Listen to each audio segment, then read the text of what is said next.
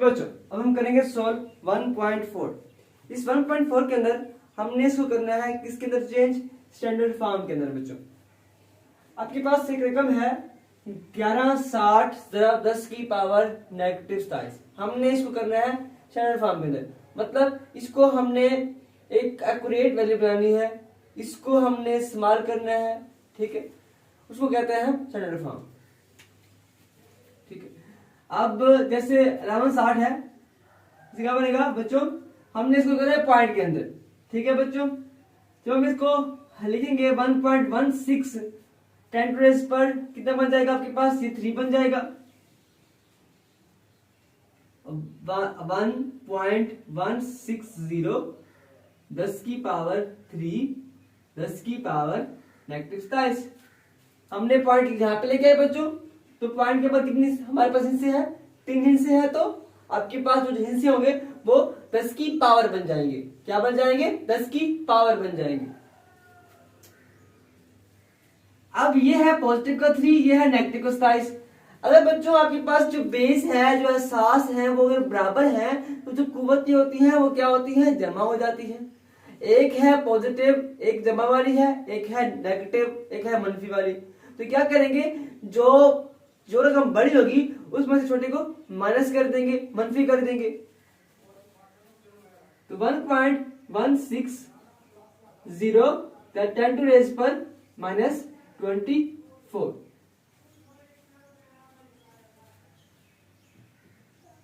अब second B है आपके पास 32 10 टू रेज़ पर 5, 32 10 की पावर 5 है। हमने इसको करना है पॉइंट के अंदर लिख के आना है, इशारे के अंदर लिखना है। तो क्या करेंगे 3.2, या इशारिया हम 2 के बाद लेके आए हैं, 3 के बाद हमने इशारे लेके आए हैं, तो 3.2 10 टू रेज़ पर 1 और 10 टू रेज़ पर 5।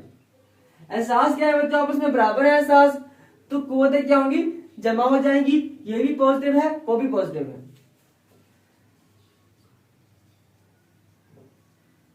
6 इस तरह से आपके पास सी है बड़ा 725 मल्टीप्लाई 10 टू रेज़ पर -5 kg, ये kg में है बच्चों। ठीक है, तो 7.25 हम 7 के बाद पॉइंट लेके आएंगे। अब इस पॉइंट के बाद जितने हमारे पास हिस्से होंगे उतनी सिफरें आ जाएंगी।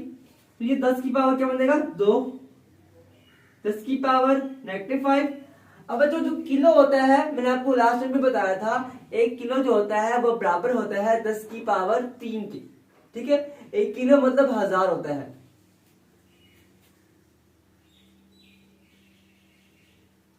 और ये ग्राम में।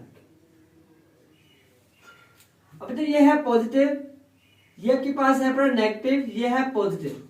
अब इस नेगेटिव में से क्या जाएगा, पॉजिटिव तक आ जाएगा। कितना बचेगा आपके पास, बाकी बचेगा आपके पास नेगेटिव का 3, 10 टू रेज़ पर -3 10 टू रेज़ पर 3, और ये जी ग्राम। ये है नेगेटिव, ये है पॉजिटिव, आपस में जाएंगे कैंसिल आउट, खत्म हो जाएंगे बच्चों। आपके पास बचेगा 7.25 ग्राम, ये इसका आंसर आएगा। अब देख लेते हैं डी को 0.02।